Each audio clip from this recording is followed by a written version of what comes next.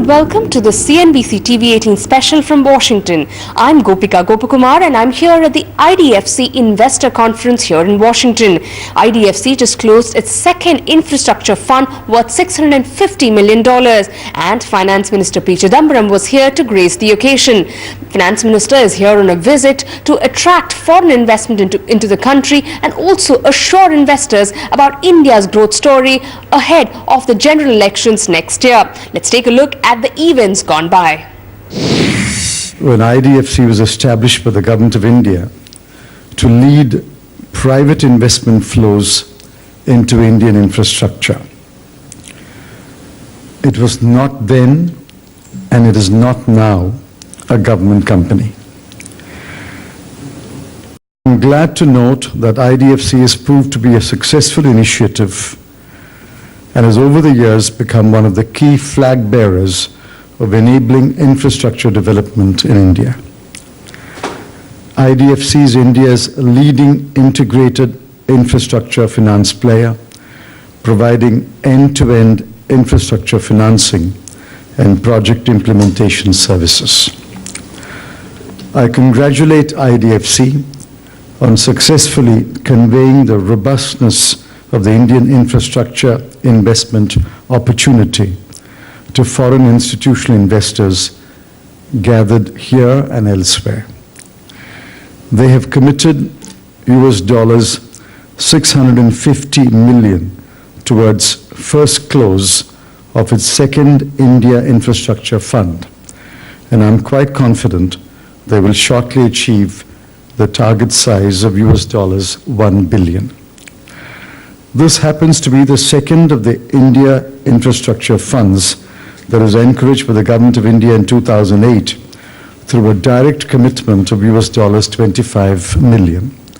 I'm confident that IDFC will prove to be a worthy infrastructure fund manager and will help you access the Indian infrastructure investment opportunity to realize attractive returns.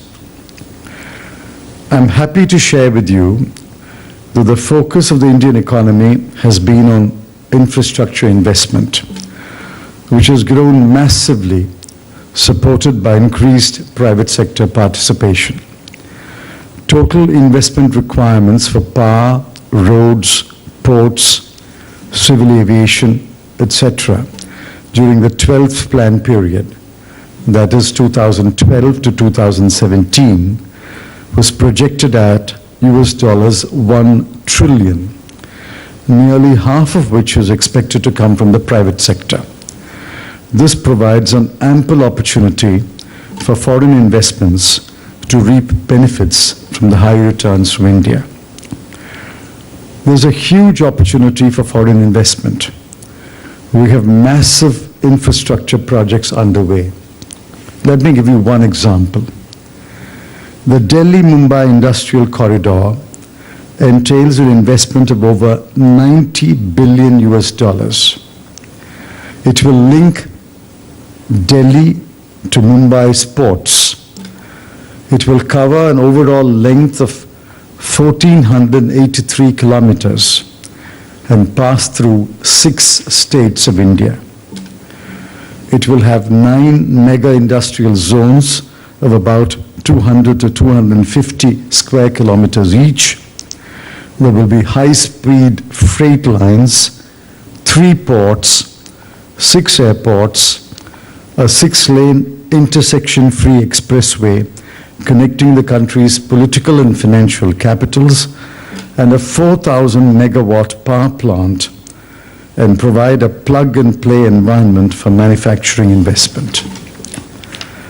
The Government of India is promoting public-private partnerships as an effective tool for bringing private sector efficiencies for delivery of quality public services.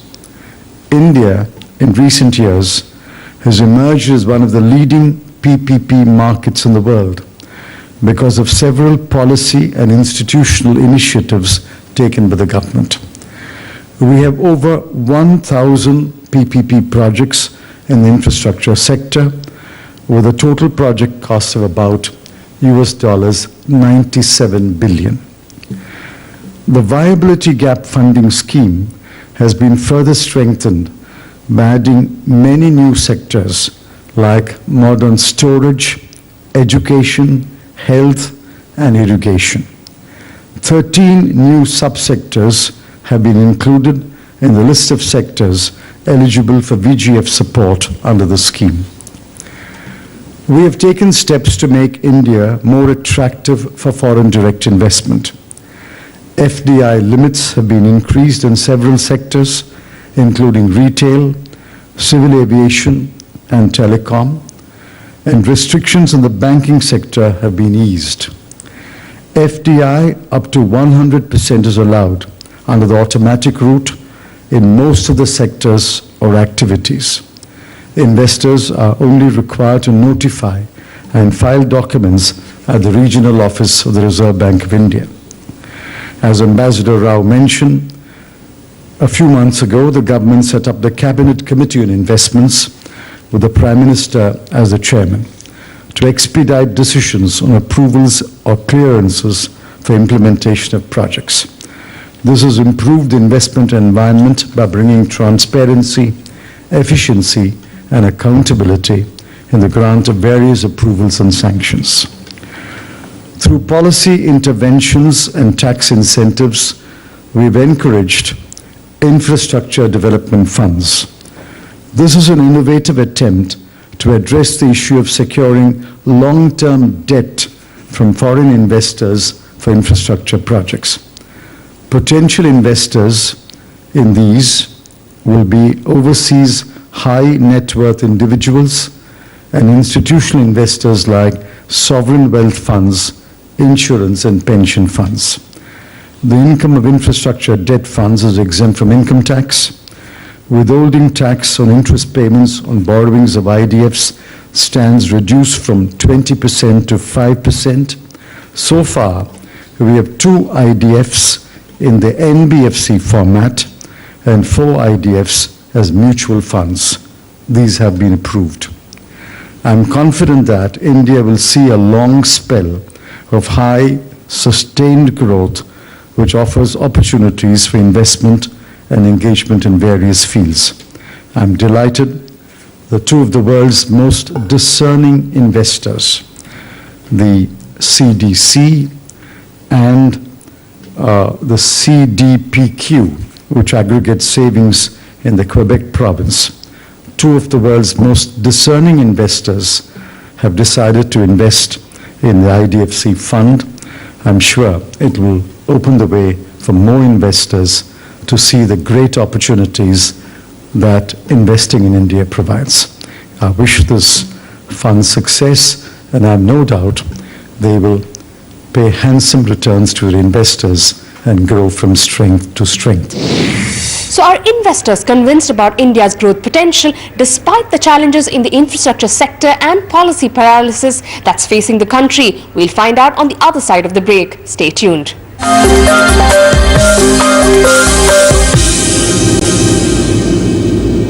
Welcome back to the CNBC TV18 special. The risk appetite of investors have taken a hit in the recent past after India faced series of growth challenges. But large investors like CDC continue to stand by India's growth story. Honourable Minister, Dr. Lal, ladies and gentlemen, I'll see if I can satisfy the brief. It's a great honour to stand here in front of you as CEO of CDC to confirm our commitment to the IDFC's second infrastructure fund. Of course, it's being made during a time of less than wholly positive sentiment towards India, and when investors are especially sceptical about the infrastructure sector. CDC and IDFC have a history of strong collaboration since we were a founding shareholder, and it's, I think, entirely appropriate that the Honourable Minister, that you are here today, having been personally associated in the founding of IDFC in Chennai when you were Finance Minister in 1998. But the strength of the relationship between our two institutions is not the sole reason behind this commitment. I am a romantic, but I'm not that romantic. No, there are two primary reasons behind the commitment and why I stand here today. The first reason is that as a long-term, patient investor in challenging markets, CDC sees it as part of its core mission to support critical industries, and there's no more critical industry than infrastructure to India at this time, especially when other people are cautious. And secondly, we consider that investing is mostly about people. And we have a deep respect for the team that Dr. Lal has assembled and retained, for their investment skills, but equally important for their investment principles. And so we look forward very much to our capital supporting new and existing power projects, roads, ports and social infrastructure over the next 10 years. Honourable Minister, Your Excellency, Mr. Ambassador, and ladies and gentlemen, it's also an honour for me to participate at this event. I still remember 16 years ago negotiating the deal with Deepak Parekh and many others, and then presenting the project to the IFC board. And there was some pushback. And what was the pushback? This was predominantly government-owned, directly or indirectly, was the perspective of some. So was this going to be truly a private sector-like institution? Well, I'm happy to report, I believe, that everybody in the end, all our shareholders unanimously approved the investment. And I think it's been a spectacular investment. So kudos to Deepak first and foremost, but to all the people who were involved. And that was the key. I think history has shown that IDFC truly has been leading with respect to making sound private sector-like investments, but it's also played this key role of being an interlocutor with the government, because we know that the infrastructure space is a difficult one. Government involvement is key. So whether it's through PPPs, whether it's proposing new schemes, and Rajiv and his team continue to innovate and explore new areas. And they've been very successful at attracting new investors. We were delighted to participate in the first fund and we remain an investor in IDFC and look forward, I say we, I don't know which hat I'm wearing. I'm hoping that IFC will continue, and I'm sure it will, to continue to work with IDFC, but I also hope in my new capacity at CDPQ to find ways to partner and do some interesting things. So congratulations, MK, to you and your colleagues. That's fantastic that you've been able to reach the second close. Actually, the first fund is generally easier than the second, because you have to show that you've done good work, and so it's fantastic that you've been able to do that, and we wish you all success. Well, I'm here with Mr. M.K. Sinha, the man behind IDFC's Infra Fund. Well, Mr. Sinha, thank you for speaking to CNBC TV 18. To begin with, how difficult or easy was it to close a second infrastructure fund at this point in time? I wouldn't say it was easy. But there's always an opportunity, and right now the opportunity is the massive deleveraging that's happening in the Indian infrastructure market. That's the story that we conveyed. Fortunately, we have a first fund. We did have a track record to speak of, and most of our investors in second fund are really re-ups from our first fund. So that made it a little easier, our track record and our story. How was the second fund different from the first fund? It is same in the mandate, as in it's going to continue to invest in core infrastructure, but in the strategy it's going to be a little different, because right now we're going to be investing in existing operating assets that stressed infrastructure developers are going to be shedding to correct their over-leveraged position. So I think the strategy is a little different from the first fund. In the first fund we did invest in greenfield construction projects. We're going to stay away from that, at least in the initial couple of years in the second fund. potentially things will get ironed out in the next 2 years, and then we'll come back to investing in greenfield construction infrastructure. But right now, we're going to be buying existing operating assets from stressed developers. So our mantra is good assets from stressed developers. Have you already identified these operating assets? And it's a big news because you are buying into operating assets which could be potentially facing some difficulties at this point in time. So have you really identified any of these assets? We just recently bought for 74% equity in GMR's road project in South India, Jadcherla in the state of Tamil Nadu. There are similar assets that we are looking at. There's a huge pipeline of these operating assets across the board.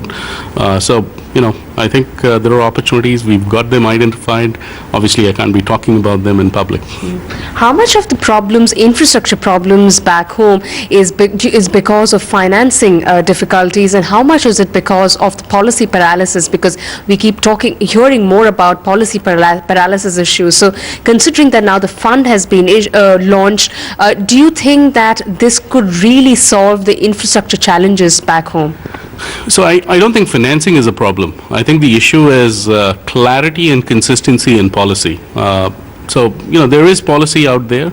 It's just not very clear or consistent. So if the government of India, has clarity and consistency in its policy, a lot more money can come into Indian infrastructure. I think fundamentally Indian infrastructure opportunity is a very robust investment opportunity, and a lot of money, especially of pension funds from the West, are looking to buy into long-term annuity assets, and India provides the largest opportunity to invest in such assets going forward.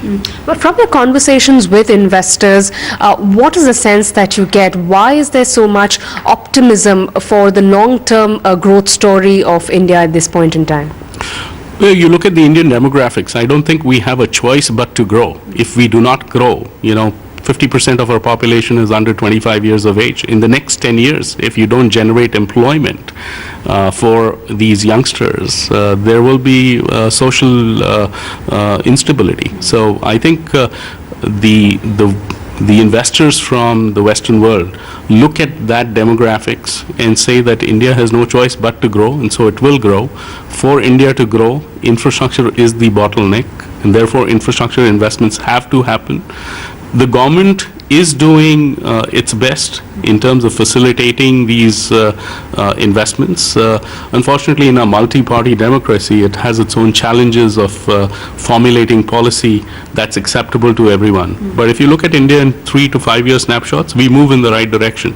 And I think investors look back and see that India moves in the right direction in the long term, and therefore that's the reason for their faith in the Indian infrastructure investment story.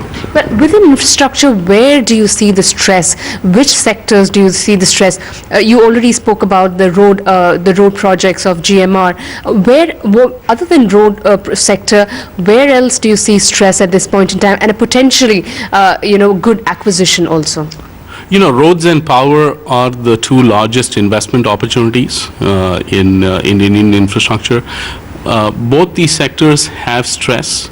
In the power sector, it's relating to, on the fuel side, relating to lack of gas, a problem with coal. We've started importing coal for the first time in the past 3 or 4 years. In the road sector, we've had issues with respect to dispute resolution with the National Highway Authority. Likewise, again, in the power sector, we've had to go through a second round of restructuring of the state electricity boards, which is partially complete. Hopefully, it'll be fully complete. But I just hope that in the next 10 years, we don't see a third round of restructuring. So those are the stress points that we need to address, essentially in the power and the road sector. I think that the port sector is on the mend. There is a recent announcement with respect to tariff for private operators in major ports. And the telecom sector is kind of sorting itself out. So things are moving in the right direction. I'm personally very optimistic that, this is going to be a credible investment story. Well, your target is to raise, to take this fund up to $1 billion. By when do you think you'll be able to complete this, and are you hopeful of that? We're very confident. I think we will get there by December. We already have soft circles for for an incremental $350 million. With that, it's a wrap on this special edition from Washington. Thanks for watching.